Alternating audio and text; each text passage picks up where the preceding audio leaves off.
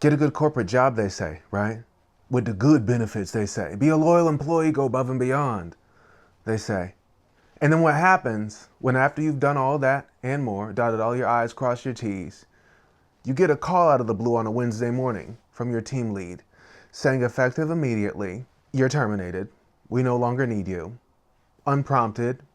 Up until that point, you've been traveling the country, making this company, this tech company, thousands of millions of dollars in partnerships and sales, staying late nights in the office, going above and beyond. Make it make sense. I couldn't either. Just over a year and some change ago, before I went all in on content creation, building my coaching practice from side hustle to main hustle, I got lay fired from my allegedly glamorous, allegedly secure tech job in New York City, cousins. And on the heels of losing that opportunity, I was not new to this. I was true to this because I got laid off several years prior in a reduction of workforce. I learned some timeless lessons about starting over, building from nothing, and grieving quickly so you can grow quicker. I want to share all those with you, whether you are thinking about leaving something, building your business, need some encouragement, tooling with starting over, right? Let's get into it. Let's get into it. Because the ghetto of it all is the way people will play in your face. And the way I got lay fired. Let me start with explaining lay fired before I talk about how I actively grieved God's plan in it all, which helped me to make multiple 5 figures as I built my coaching business within the first few months. And we're on track to do over 6 figures this year in digital products, coaching, brand deals, all that. And I also want to talk you through the spirituality and the practicality of creating your own quantum leap so that you're not just begging for an opportunity at someone else's table. Okay? First of all, what is lay fired? Because your boy got lay fired. Okay? There's laid off. Okay? Which is due to reduction in workforce. Due to downsizing. Right? We're laying you off. And then there's fired, which is the effect of immediately leave. Now, you see, I got lay fired because I come to find out just a month and some change after they fired me, which made no sense because it was unwarranted. There are no performance issues. I loved people at the company. People loved me, all that. I got friends, jobs at that company. In fact, they trusted my word so much. After I got fired, whatever you want to call it, they eliminated my department. Okay? And they got rid of the person who got rid of me. So it was very interesting.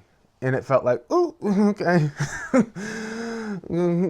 God will make your enemies your footstool. Because certain people had an evil spirit there. That's neither here nor there. And I'm not mentioning certain things because I got lay fired. Because it seemed like a firing, but it was really a layoff in hindsight. And ultimately it was an upgrade. Upgrade you. Let me upgrade you. Why was it an upgrade? Why was it an upgrade? Because I'm sitting there in the moment when I got that news, devastated because bills were due, private student loan payments were due, devastated because I'd been loyal, but also hopeful because I got laid off from a job several years ago in media when I moved to New York City. Met you at the shop, sun was hot, I'm kinda lonely, yeah. And this time around, when I took this job in tech, I realized, okay, I am my best security. Not any of these jobs, no matter how big the salary, no matter how thick the paycheck. So what did I do? This time around, is several years ago, I started building online as a content creator. So while I'm actively grieving, right, the fact that I lost this job, like a lot of people will be actively grieving, going through all the 5 stages of grief: denial, anger, bargaining, depression, acceptance, back to depression, back to acceptance, back to denial, all that.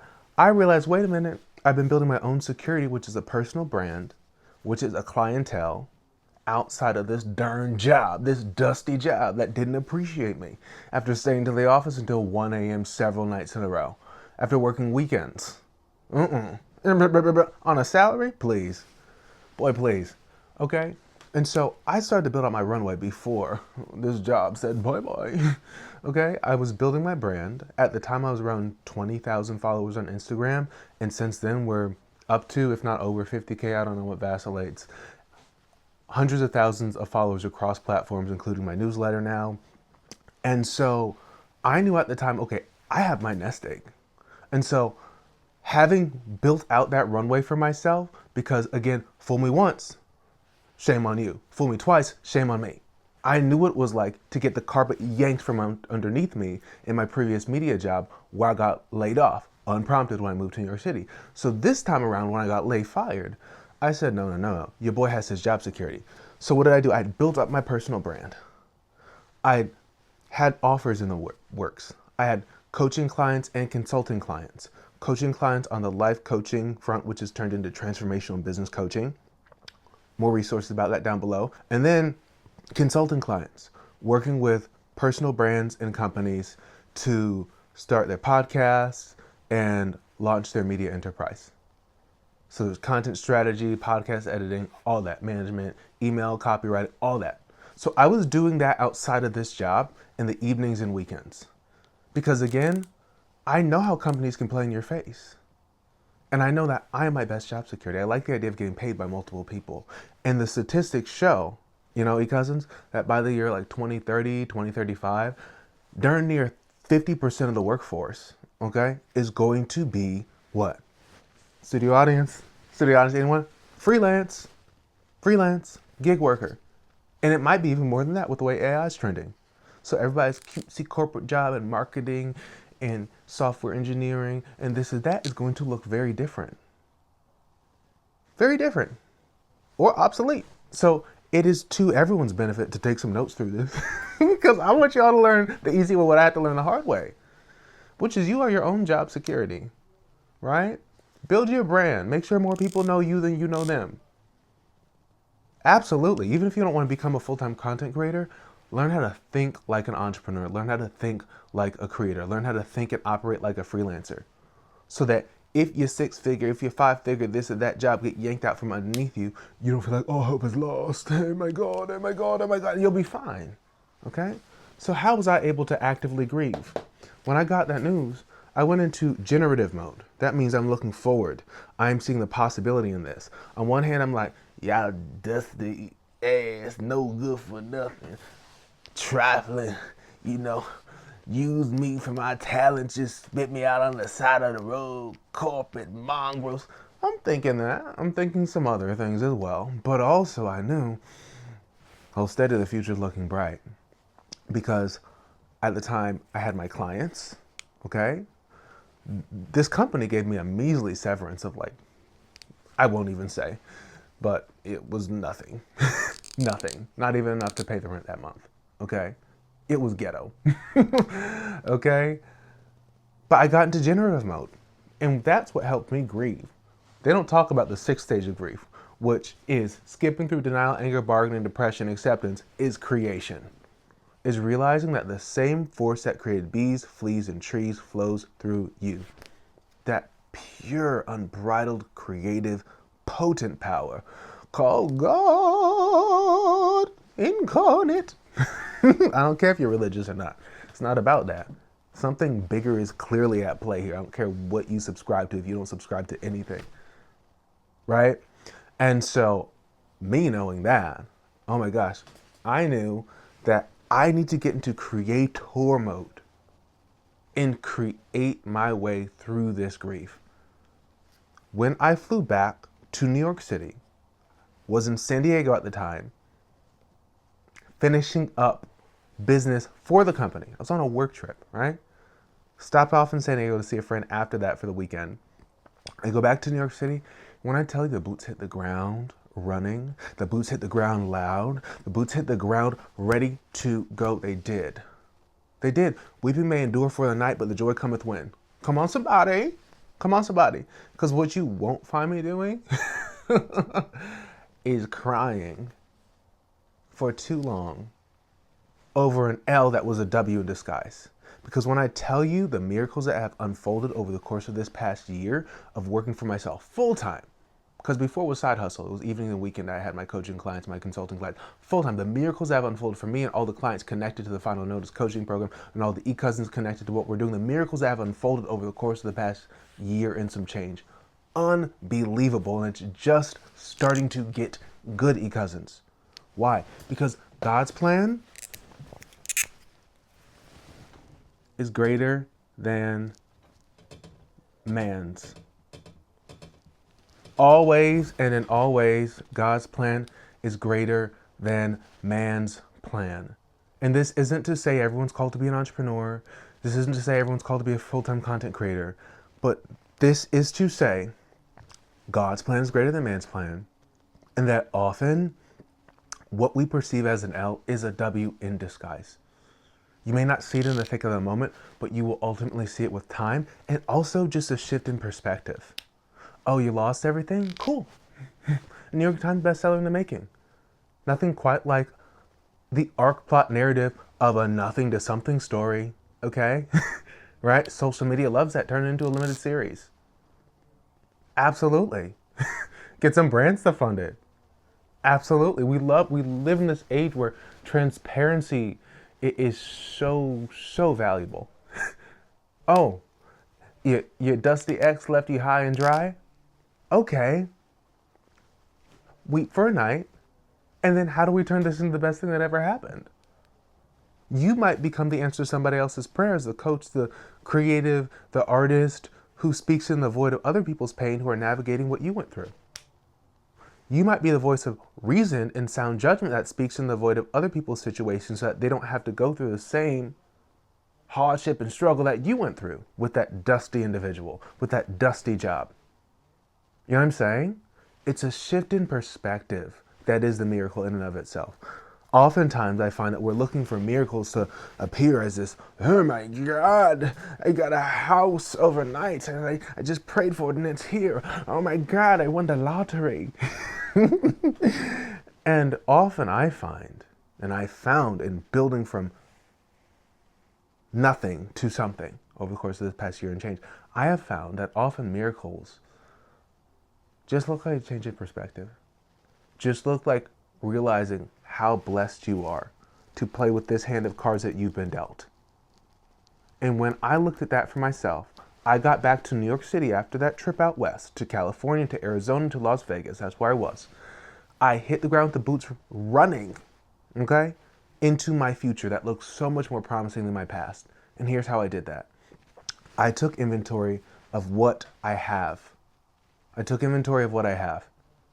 What did I have? I had my talent as a musician. I started to perform. I took gigs, music gigs around the city, right? Because I knew that paid. I made it known to my clients that, hey, I'm open and available to offering these sorts of services. And I'll make more YouTube videos about getting clients, building your coaching, consulting, your creative practice to the next level. And I also realized this was an opportunity to go all in with building my personal brand, to attract my ideal clients and brand partnerships into my orbit. Okay? Period. And so I did all of that.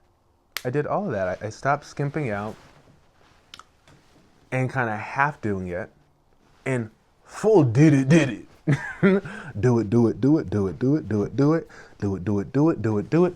it. That's the thing.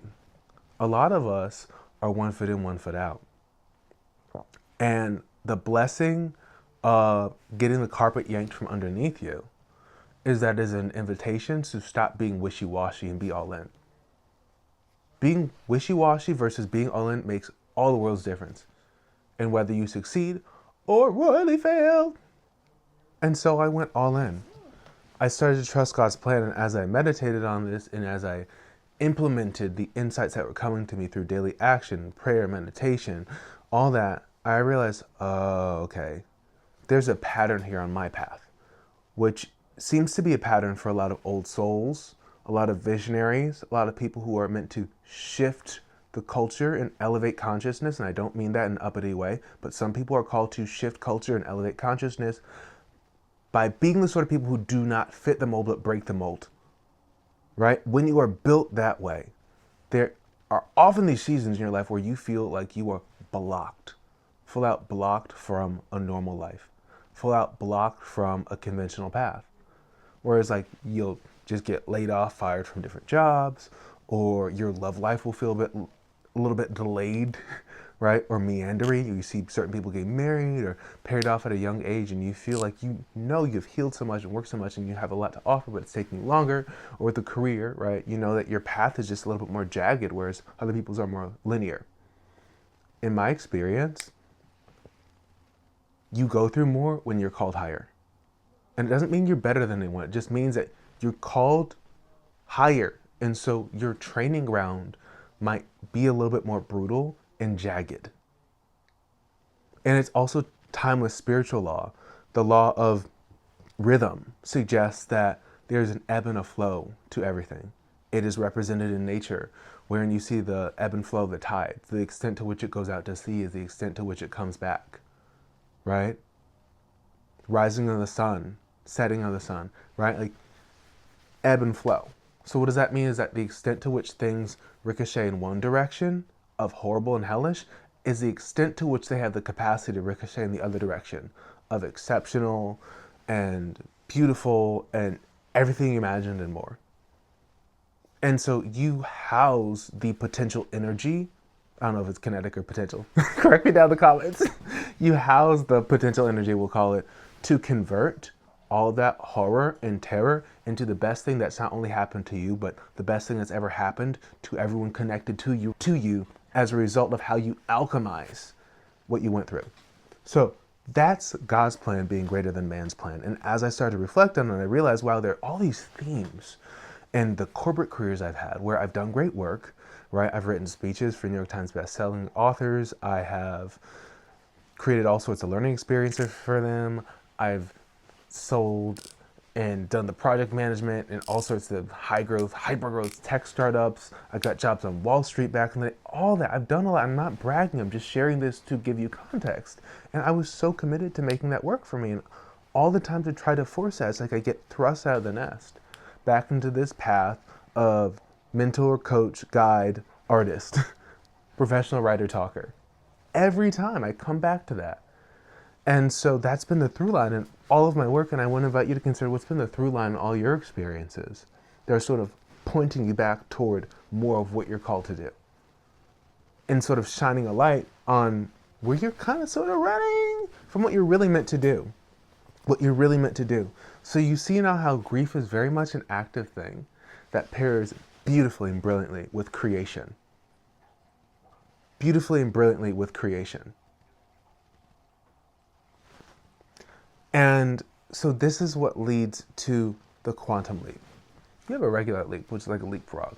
You have quantum leap, which is where you start collapsing decades into days, where stuff just don't make sense. It does not make sense what happens. When I tell you, in the past year, not only have I grown a thriving coaching practice supporting coaches, consultants, creative entrepreneurs, and visionaries to get out of their own way, to build systems, to make more money on their terms, to monetize their expertise, like tons of results on that. You can check on Instagram where I share testimonials, links down below, join the newsletter, because I always share resources there for free as well. Plug in.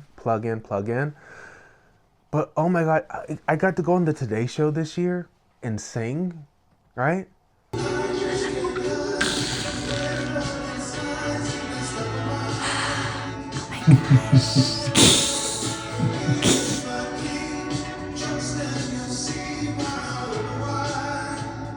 With my friends during the indication, like it just, the number of synchronicities that have happened this year are off the charts, from people like SZA to Yeba to Leon LaHavas to big time people in the broadcasting industry. And I'm not trying to be braggy here. I'm giving you context of how good God is, one, and also how things just start to make sense. How the disparate dots coalesce into a straight and narrow path on your pathless path as you honor the calling connected to whatever you're meant to do here. And I know for a fact that when you don't fit the mold, there's a reason for that. When you don't fit the mold, there's a reason for that, because you're built to break it. You're built to break it with art that heals the world, that speaks to the times, with business ideas and ventures that move the culture forward and make people's lives easier, with your expertise, your story, right? And does this mean that everyone's meant to be a full-time creator, entrepreneur, coach, consultant? Well, no. It could be a part-time thing for you. Or you might even be an entrepreneur within an organization where it's more aligned. I have clients who realize, okay, I don't want to do this thing full-time, but I want to be an entrepreneur. But realize that there is a method to the madness. And it's exactly when things feel like they're falling apart that they're coming together so much better than you could ever think, than you could ever imagine. And this is just a note of encouragement to stay the course, that it gets better. When I tell you, I said when I got that news on that call, I was devastated at first, but I said, fool me once, shame on you. Fool me twice, shame on me. And they didn't fool me twice because they gave me the boot. But God's plan ended up being greater than man's plan. And this time around, I was prepared. I had the safety net of a personal brand. I had the safety net of all this infrastructure I'd built out to get clients, to offer value, to monetize and package my expertise into products and services. And so it was way better the second time around that I got released than the first time I got laid off. So, in hindsight, in 2020, getting fired ended up being one of the best things that ever happened to me. And this is a note of encouragement that whether you're getting laid off, whether you're getting fired, whether a thing ended before you expected it to, that it can be the best thing that ever happens to you if you choose to let it be the best thing that's ever happened to you. Much encouragement, much love, cousins. Let me know your story down below, and we'll talk soon.